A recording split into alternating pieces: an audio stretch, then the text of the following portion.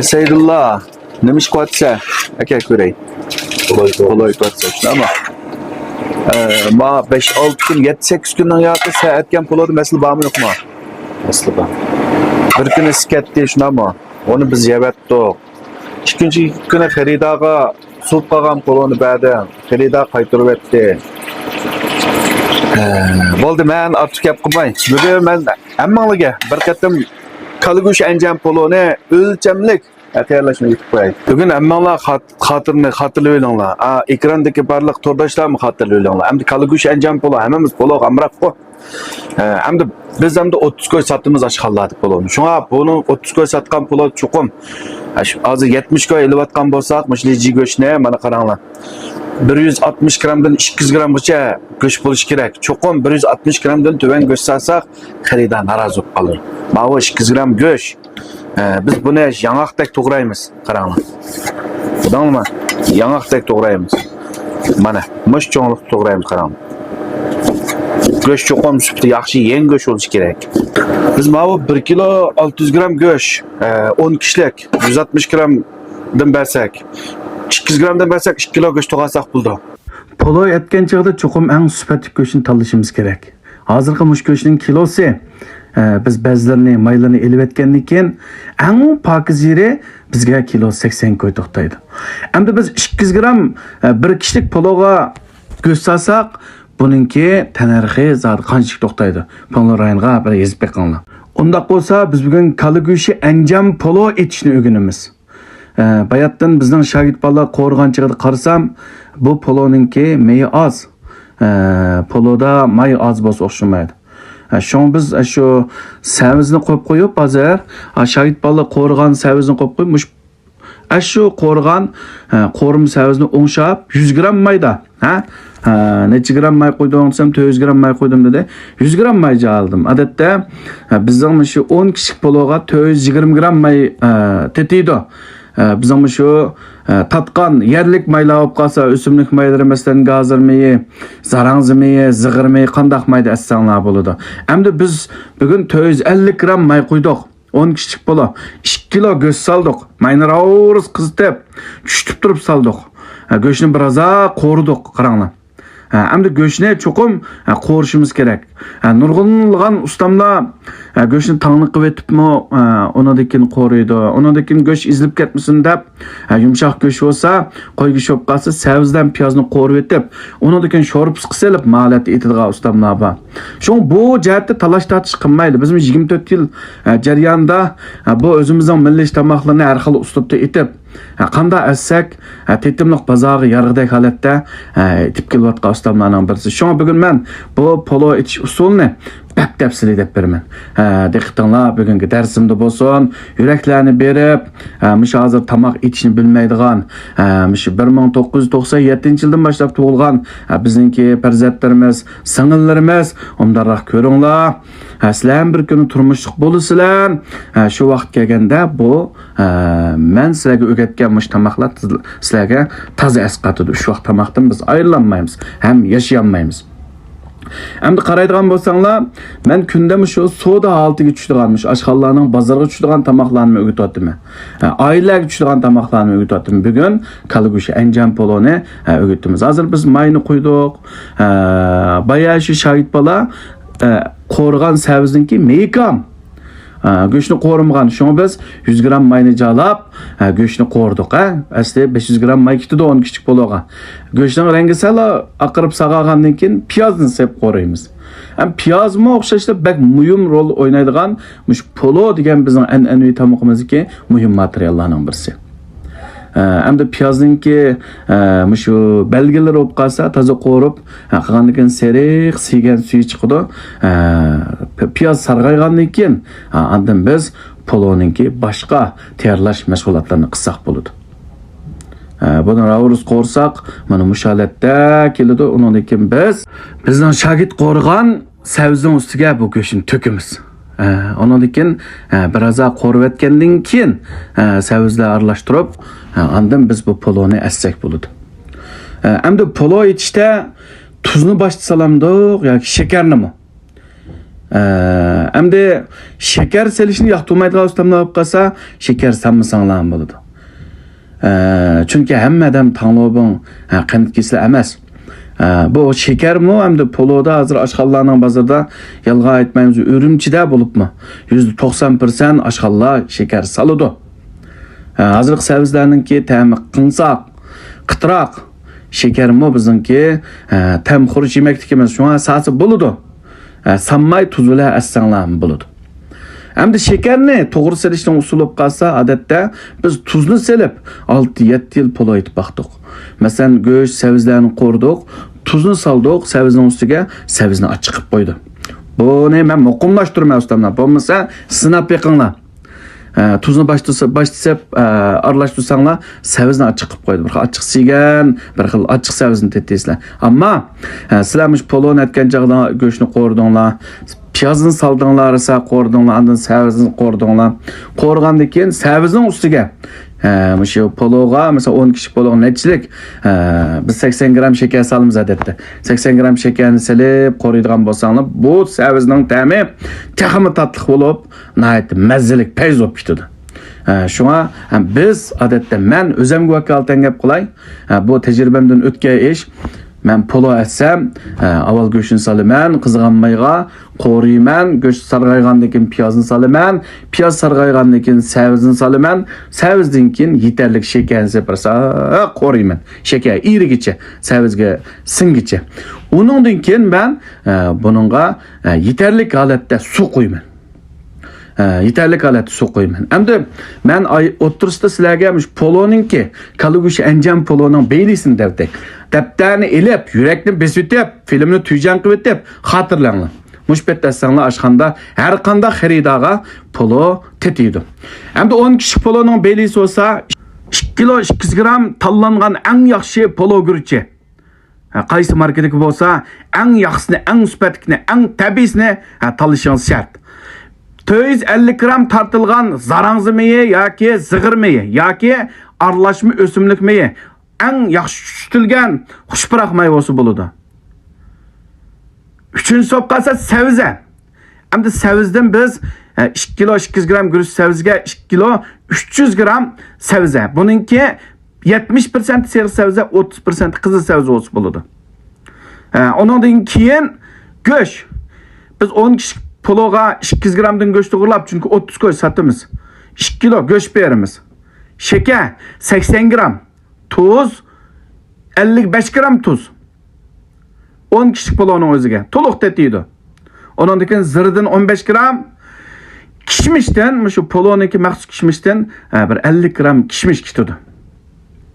Endi dumlash bosqichi intayin muhim. Men film bilan birlashtirib, sizlarga dumlashni deb beray. Ketarlik materiallar shu.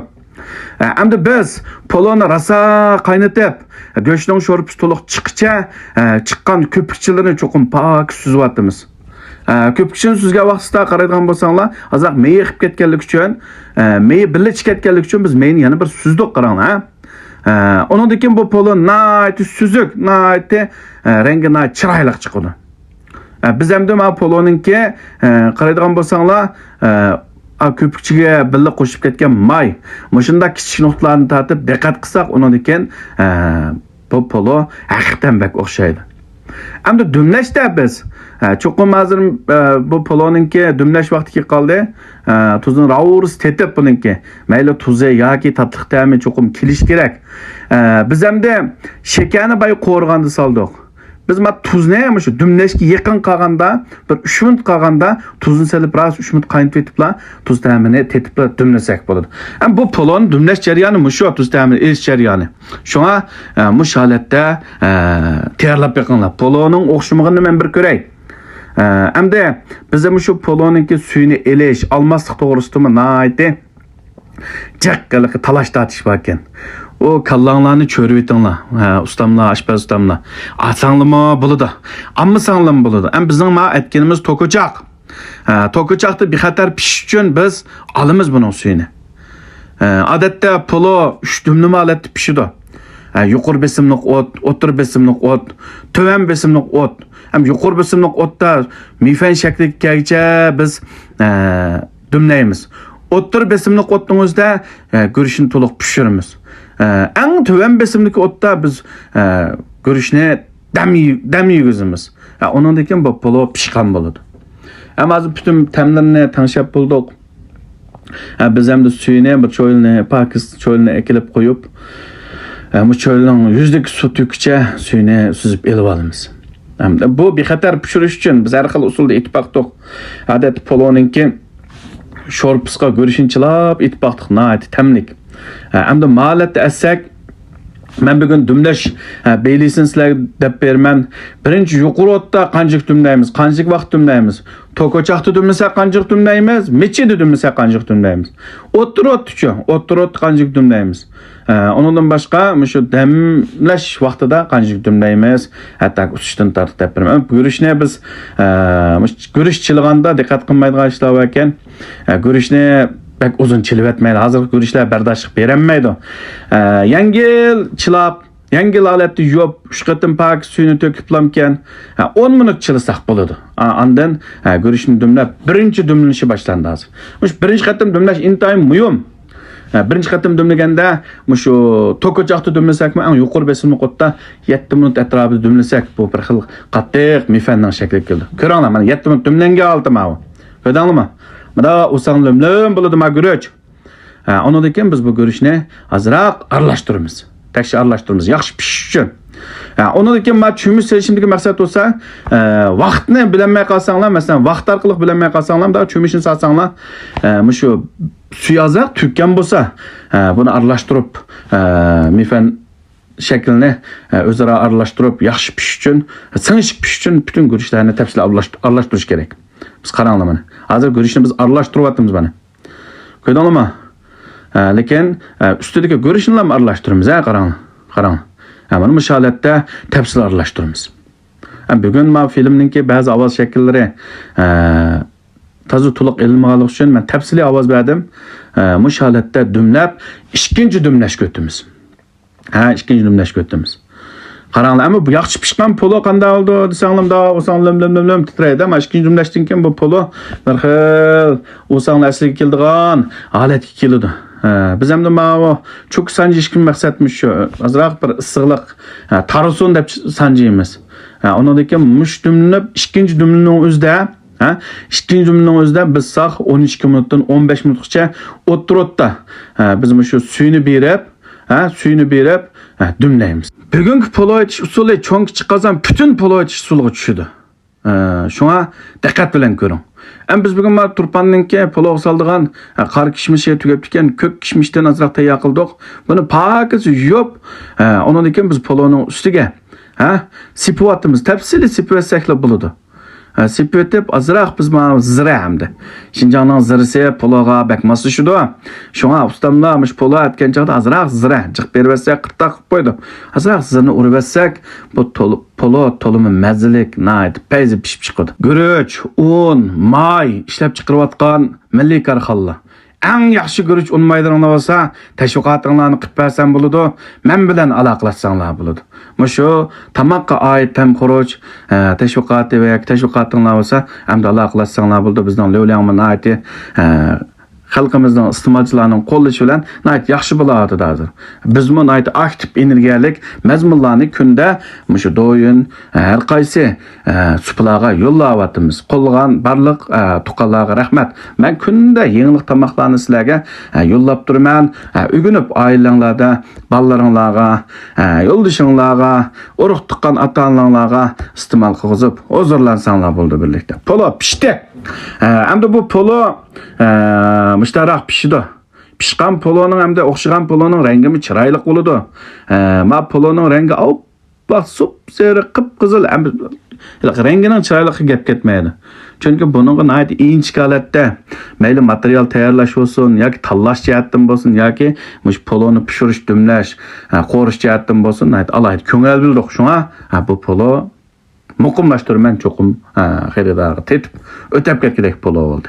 Mana bu holatda sizlar tayyorlab oilalarda barliq urug' tuqqanlar, qarindoshlar, kasbdoshlar, singillarimiz, hadillarimiz bu holatda tayyorlasanglar poloni ko'ydirib etmaysizlar. Bu polo nayt o'xshab tetimliq polo bo'ladi. Yana birisi do'stlar, men Urumchida oshxonachiman. Qo'llash yuzasidan oshxonamga kelib tomoqlarni yeb ketinglar. Men hammanglarni qarshi olaman. Kelsanglar issiq choy, o'xshagan tomoq sizlarga sunib turaman. Eng oyig'ida men Liangsimo qamasin. Mao hamda Poloning Liangsi hamiyat asosan o'xshash. Buni qo'shib men bir deb beraytay.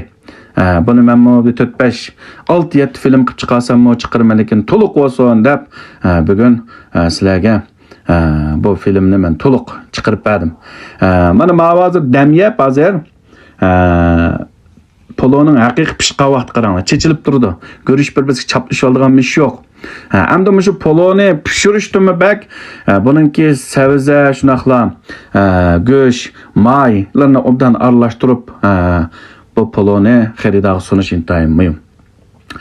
Qaranglar, biz hamda shu olgan chaqdimi ma poloning hammani aralashtirib etmaymiz. Aralashtirsak suptidan ketib qoldi. Chunki biz bu poloni tushdan keyin tushlik bozorda sotilgan polo o'g'ashqa biz cho'qim bir vaqtdan elib yana bir qozonda aralashtirib undan keyin taqsim qilib xaridorga sunsak bo'ladi.